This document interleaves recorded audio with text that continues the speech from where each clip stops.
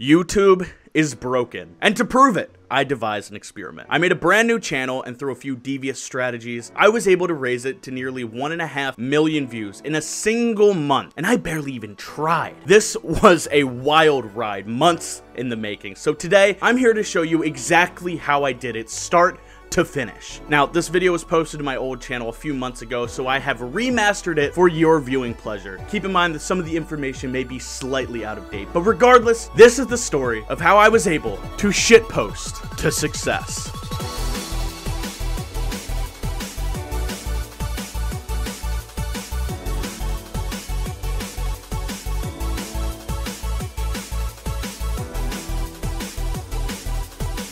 So for the longest time, I've wondered what's more important when it comes to making content, quantity or quality. You can in theory make the greatest video of all time, like a full-on Netflix documentary, but then post it and get a max of like 5 views. Maybe your thumbnail isn't great, maybe you aren't promoting it anywhere, or maybe you're just unlucky. But then you make another one and another one and another one, and over time your content is slowly discovered. At least that's how most creators do it. It's a gradual incline, and once people find your content, they'll stick around so long as what you're making is enjoyable. But how much do you need to post before you see any results? So I was pondering how to answer this question for a while, but then it hit me. Well, it didn't exactly hit me, but it did slide right on into my recommendations. A video that looks like this.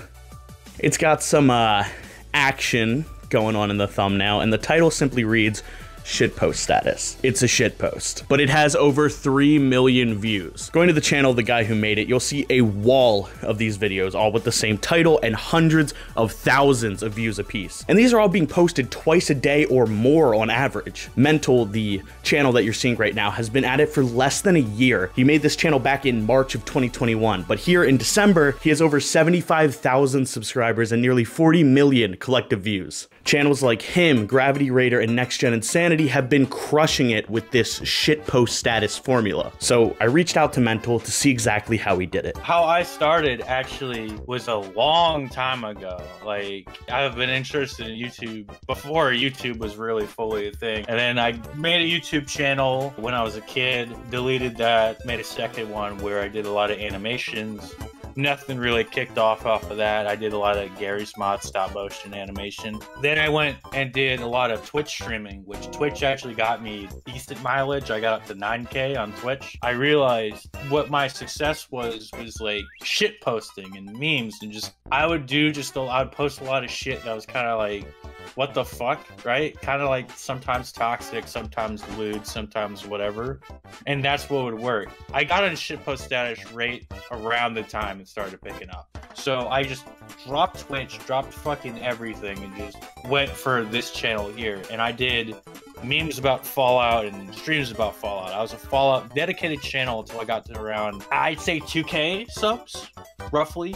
Once I hit around the 2K mark, that's when I was just like, fuck it. I made a lot of my shitpost statuses were kicking off more than my Fallout shit. So I just started making a lot of shitposts. And then, yeah, I just, whenever I think of an idea, I just throw it up and I'm like, fuck it. That was it. That was the key. If I just made memes and shitposts, I could theoretically grow a channel from nothing. Obviously, there's a lot more to it than that, but so long as I had the right strategy, I could use this method to grow a channel. And that's exactly what I did. I devised an experiment. The goal would be to grow a channel from scratch with no promotion from myself whatsoever. The point of this experiment would be to prove that literally anyone can do it right now with no investment other than time. The plan was simple. I would mass produce 100 original memes over the course of like a month.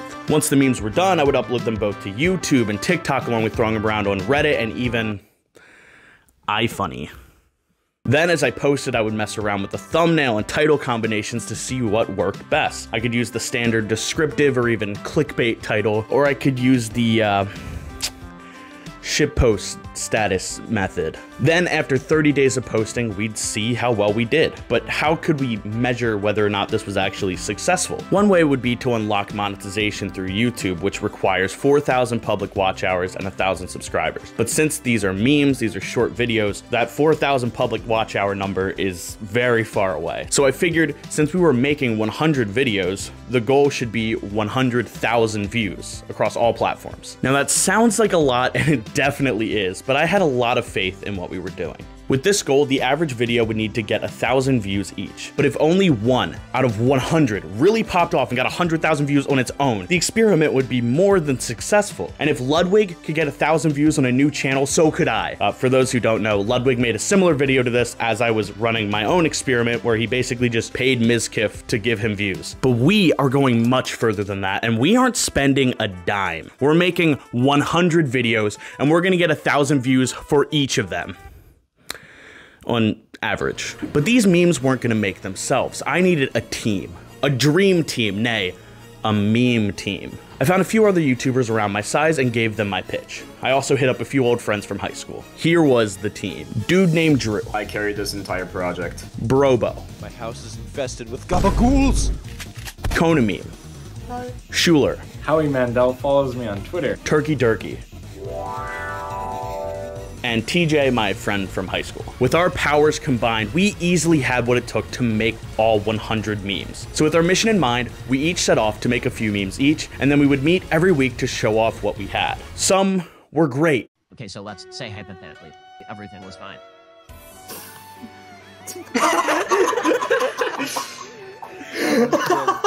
That one's really good.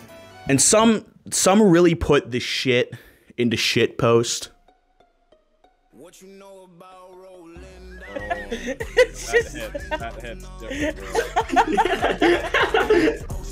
I'm like, did It he sounded like actually it- remix this? It just wasn't. Each week after we had shown off our progress, we would discuss the overall strategy of the experiment for a bit. After that, I came up with a little exercise to make a couple more memes each week. In each meeting, we took 15 minutes to make the best memes that we possibly could. My thought behind this was you see these shit posts and wonder how long it actually took to make. Sometimes memes take hours and hours and effort, like someone definitely keyed out the entirety of Spider-Man 2 for a 30-second Minecraft edit, but sometimes it looks like all it took was 5 minutes. So by giving ourselves a time limit, we aimed to not only expedite the creation process, but see if it really was just that easy. And some of the videos that we made during this process were the ones that popped off. So really, all you need to replicate this experiment are 15 minutes, a few good ideas, and a few friends stupid enough to help. But I'm not gonna sit here and pretend that these meetings were pure progress 100% of the time. There's a picture of Alex Jones that's like a before and after picture. But nothing changes. He just gets redder. Oh yeah, this is classic. Oh, This is yeah. fucking classic. After a little over a month of meetings and meme making madness, we finally reached our goal of 100 memes and even went beyond it a little. We had a great mix of meme genre and quality. I decided that to cater to TikTok, I would make a collection of sketches of me doing something wacky, thus the face reveal and green screen. But along with the sketches, I had my friend TJ, who mixes music, make some meme remixes. This was seriously the easiest remix I've ever had to do. We just quickly go to mine real quick.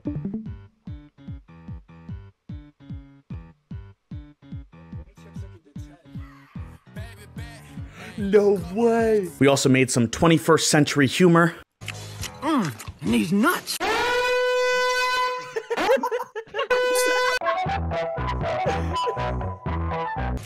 And these nuts.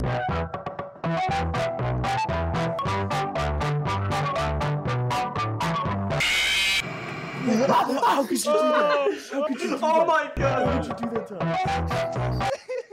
That's not allowed. And general memes and shitposts. Oh, I just realized.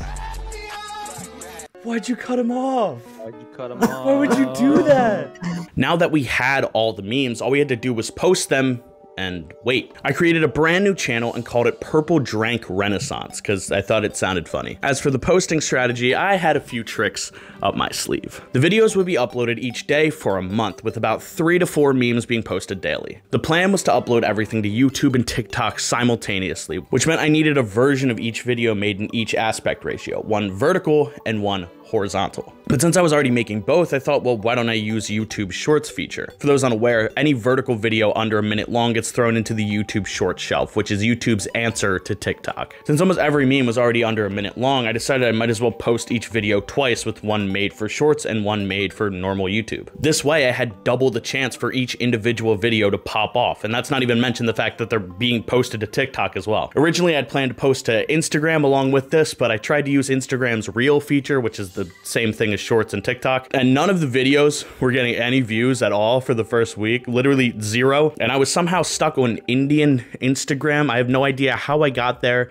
The only account I was following was Fago, so I just gave up on Instagram entirely. But overall, we had a good strategy, and we had the memes to back it up, so it was time to post. And it wasn't long until our plan started to show some promise. Just a singular day after posting the first batch of memes, we already had our first bout of success. This video right here got over 4,000 views thanks to YouTube Shorts, but Shorts weren't foolproof. Just because you posted a short doesn't mean YouTube will send it out to everyone and their mom. I'm not sure if it was the rapid nature of uploads or if I was just unlucky, because only a few videos got similar treatments from the short shelf. Even posting videos to Reddit in specific communities like r/Megamind and r/Halo memes had little effect. The videos were getting views, but not nearly enough. It was looking like we may have bitten off a lot more than we could chew.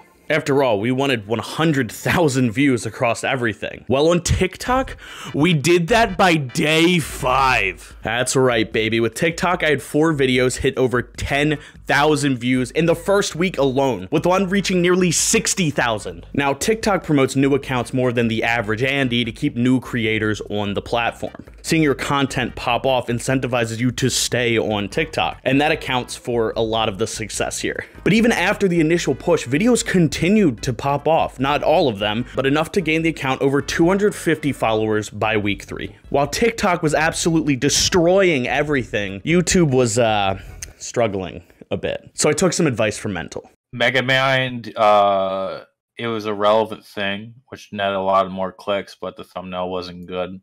That video would have blown up if you had a better thumbnail. After talking with him, I gave in to the dark side. I started posting everything under the shitpost status formula, and it worked.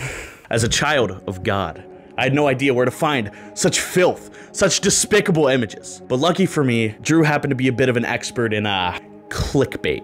So he served as my dealer for the rest of the process. Anyway, the way YouTube recommendations worked is based on something called CTR, or click-through rate. Basically, it's the percentage of people who click on your video after they've seen the thumbnail in their feed. A CTR of about 5 to 10% is average for most channels. But a CTR of 20, now that is ideal. That means 1 in every 5 people that sees your video recommended clicks on it. And the YouTube algorithm really likes that. And guess what percent we were getting when we switched to this method? Now, there are other factors that go into recommendations like watch time and view percentage, along with comments and likes, not dislikes anymore. Ooh, cheeky YouTube. But if the video isn't enticing enough, none of the other criteria matter. But as you can see, the thing with shitpost status is it's the perfect clickbait. You don't know what lies beyond that picture of the funny Animal Crossing cat. And that's something that really entices people. So the CTR on these videos will almost always be higher than that of a normal descriptive thumbnail for a shitpost. However,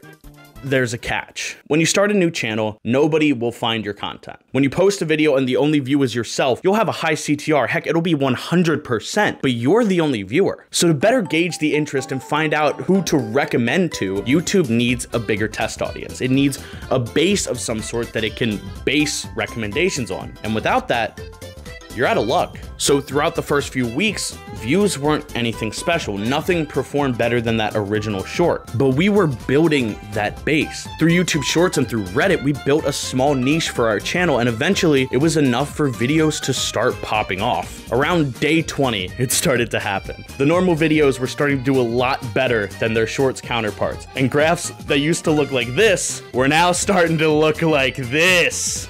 Now that is a lot more like it. The algorithm finally decided it was time to boost these bad boys into overdrive. On November 5th, a little over 3 weeks into posting, we got 800 views, then 1,200, then 2,200, then 5,000, then 8,000, and by the 17th, the last day of uploading, we were getting 15,000 views per day. Choosing November as our main month to experiment definitely helped a lot because horniness on Maine was at an all-time high. By that point, there were many comments from thirsty viewers requesting the sauce, so I had Drew add sources for our clickbait in the description of most of our videos. I'm gonna throw some of these down bad fools on the screen right now to catch them lacking, immortalized forever in 4K. Anyway, as I said, we were getting 10 to 15,000 views per day, and under ideal circumstances, on an average channel with the same amount of views, this would equate to somewhere between $15 and $75 a day. And that's without doing anything. This is all passive. That's after we finished. But as I said earlier, in order to unlock monetization, you need 1,000 subscribers and 4,000 public watch hours, to which we were only a tenth of the way there by both metrics. But assuming you continue past the 30-day window, you could easily make some decent cash by just doing this. At the end of our month of uploads, we had amassed nearly 300,000 views, with over 200,000 coming from TikTok and the rest coming from YouTube. But that was only within the 30-day window. As of the time I'm recording, it's about 2 weeks later, and YouTube has risen to over 1 million views, which just dwarfs the original 100,000 goal. I'll throw up the number that we're at by the day this thing is finally done being edited, just so you can see the sheer rate of growth in the days following this experiment. I've had to rewrite this script so many times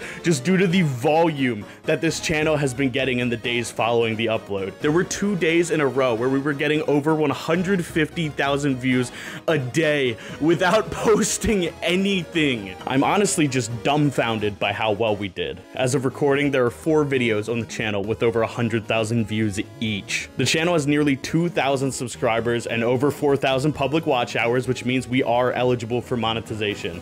But YouTube, funny thing, YouTube's not a fan of this strat. YouTube does not like the shitpost strategy. But I applied, and here's what I got in return. You see, YouTube's not a fan of shitpost status, as you can see. If I were to go in and change the thumbnails in a month, I could probably get it, but that's not the point. The fact that we were just able to get to the point where we can monetize if YouTube will let us, that's insane. But over 1.25 million views across everything is just, I can't even comprehend how well this did. There was even an instance where TJ, the guy who made all of our remixes, his sister sent him one of the memes that we made, just sharing it like you would any other random video. Just, I can't believe it. It's so funny. Like, stuff like this is what made this so fun to do. So, what did we learn from all this? Overall, I think quality and quantity go hand in hand. You can make 100 shitposts and clickbait them, but if you aren't making anything good, or you aren't targeting the right communities, or you don't have a strategy of some sort, you only get so far. But at the same time, you can't expect success. The video that you think will pop off probably won't, while the one you didn't put as much effort into will get 100,000 views. None of the sketches that I did performed well at all, but this 6-second clip of a guy moaning Terraria sound gets 40K. It doesn't make sense. There's constant give and take. The YouTube algorithm is a strange beast, and there's no definitive strategy that will work 100% of the time. Sure, you can get a video to pop off here and there, but expecting every video to do super well is asking a bit too much. We have different fluctuations of stuff. There's nothing that works completely consistently. When it comes down to it, I think it's safe to say that I was able to shitpost to success. We smashed our initial 100,000 view goal and even became eligible for monetization. We didn't get it, but that just proves how well we did. But keeping that in mind, this strategy won't work forever. The whole shitpost status formula is a bit of an exploit on YouTube. It's what worked back in the early days of clickbait, where someone would throw booba in the thumbnail just to give you a 20-second rickroll. That's why for the longest time, YouTube preferred long-form content. It was to combat these clickbait trolls. If people clicked off right away, the clickbait would fail to get recommended. But now that they're favoring short form videos again, the same tricks are gonna work, but they won't work forever. During the upload process, I could already see YouTube trying to combat this by removing thumbnails and straight up just not showing them on shorts for a while. And obviously they're not monetizing because of the thumbnails. Also, I forgot to mention something. While YouTube was picking up steam, TikTok was not doing so hot. I got banned on TikTok for a community guidelines violation. I wasn't doing any of the clickbait stuff there at all, so the only reason was the content itself, which was all very tame. I posted the 21 kid and got flagged for nudity because he's not wearing a shirt. Their auto mod is just top tier. So I wasn't even able to post the last day's worth of content to TikTok until a few days after. And even then, those videos got barely any views because from what I can tell, going against community guidelines makes them nerf your videos way harder. So it's safe to say that there will always be some sort of platform challenges that you will have to deal with if you do something similar to this. As Mental said, there are waves in content, and what works now won't necessarily work in the future. The reason people like Dream and Ludwig have risen to the top recently is that they've caught trends like this and used them to propel themselves forward. But the reason that they can stay relevant is just that they are consistently switching up and evolving their content. Dream, for instance, got his first success by finding PewDiePie's Minecraft seed, and while he never moved off Minecraft, he gradually shifted from the video essays to gameplay while offering unique takes on a game that everybody knows. But could I transition this channel elsewhere? While this is a start, it's still far from perfect. While the views are up, the follows and subscriptions are pretty low. The rate I'm getting on YouTube is like a sub every 500 to 1,000 views, so it would be pretty hard to transition an audience from this channel in its current state. Sure, once I post this video, I might get an extra boost, but I'd need a lot more time to grow anything salvageable. And I couldn't just go to that channel right now and make it Johnny Razor 2 or something and expect people to just stick around. But the easiest way to capture this audience is to make a Discord server, which we did, and surprisingly, the server is doing incredibly well and is far more active than my own. Great job, me, in doing that. And thank you to Drew, who's been pretty much running the server. At this part of the video, I was going to say, hey, go check out this Discord that I made. But it's gone. It got nuked. One of the bots that we had just took it out completely. So you can't go to it anymore. Too bad, too sad. RIP, feels bad. If I were to continue this for another month, I'd probably see a lot more growth. And even if I don't post on the channel ever again, YouTube will still promote its videos over time. It very obviously has. That's probably the biggest benefit to growing on YouTube as opposed to TikTok or even Twitch. On TikTok, your videos will be promoted, but at a certain point, they just stop. It's nearly impossible to find a video on there unless you've already saved it or it's got like 10 million views. So when they're taken out of the rotation for For You page recommendations, that's pretty much it. This video with 8 views will not get recommended to anybody else, and the average person who stumbles upon my account probably won't scroll all the way down just to find it. The same thing goes for the short system on YouTube. Once they reach their peak, they pretty much just stay there. With a normal YouTube video, a change in the algorithm could recommend my video to 1 million people in like 7 years. Or 7 days, apparently. Like, what is going on? This did way better than I could have ever expected. I just don't get it. YouTube and TikTok are vastly different platforms, and I think the cultures of each are directly related to the ways that the platforms function. TikTok is all about quick flashes of success. Your video will go from 0 views to 50,000 in a day, but those 5 seconds of fame don't last. You'll see a lot of people blow up on TikTok only to make the same joke over and over and over again because that's all their success was. Even the biggest creators like Kabi Lame, the guy who reacts to bad life hacks, has a very basic formula and creates content around that same exact concept. This juxtaposes YouTube, which has been this slow burn of growth. The numbers all started low. I was getting a max of 5 views per video, but at the end, each video was getting several hundred, if not several thousand. It's a slow but meaningful grind that helps creators mold their content over time. Just like with Dream, you can much more easily transition your content without even realizing it. This difference in the way that both platforms function can easily be seen by comparing analytics. Here's YouTube. You can see the slight gradual incline and peaks, and here's TikTok. It's all these isolated jumps.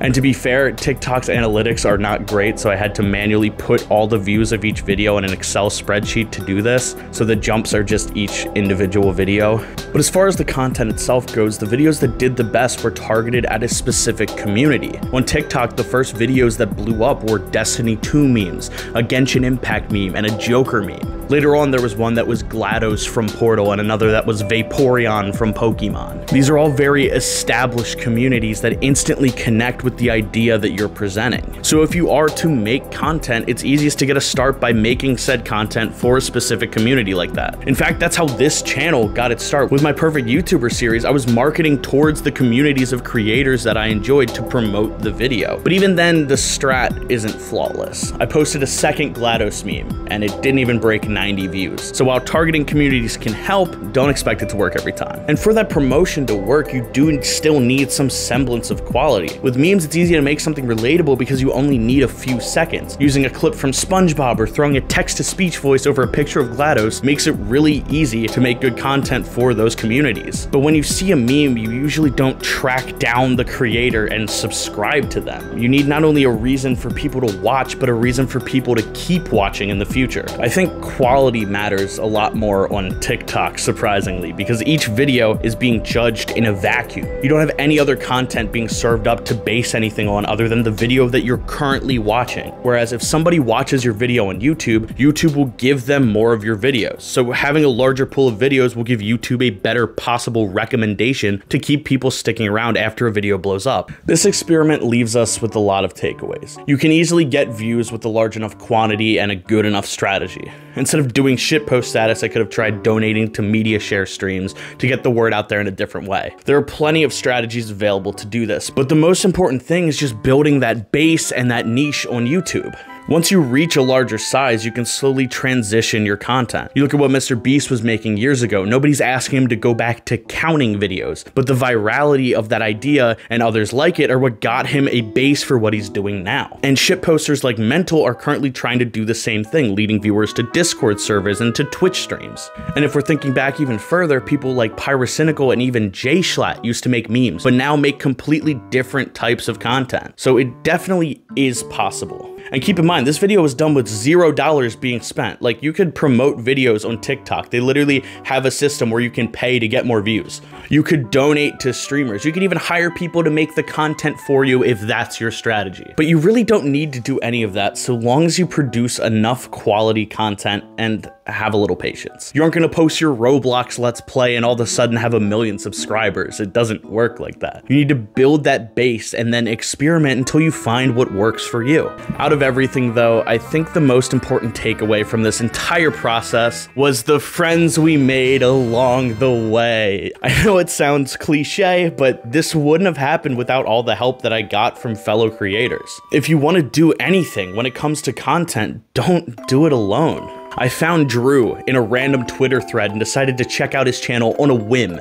I liked what I saw and I had already been formulating this idea, so I reached out to him on Discord and invited him to join my experiment. Funnily enough, he had actually seen my content before, so he was happy to help. Thanks to him, I was able to meet Brobo, Shoeler, and Konameme, who have all been extremely helpful in making the memes and just guiding the overall process. After this whole thing was over, we made a Discord server specifically to help each other make content, improve thumbnails, get feedback, and overall just make better videos. Even the Hail Mary that was asking to interview MENTLE, a channel with 10 times the amount of subscribers as me, paid off. He gave me a huge amount of insight into the process to make this experiment go way better than expected. And after stuff started to pop off, he even invited me to do a collab with him and other shitposters. Content creation is a very strange field. You're trying to make the best entertainment that you can while metagaming the algorithm. It takes a lot of trial and error, but with a group of friends at your side, you can learn from each other's mistakes and from each other's successes. It's really a beautiful collaborative process if you let it be that. A lot of people think content creation is a solo game. They think it's competitive. They think that any other content creators are their competition that need to be beat, but that couldn't be further from the truth. So if you learn something, share it with your friends, and when they learn something, they'll share it with you. Everyone you meet, even your friends from school, can help you in your journey. TJ has been my friend since 3rd grade, and he was able to make all of the song remixes that we made, which came out very nice. But if you want to make it as a content creator, all you have to do is build a base, make some friends, and keep posting.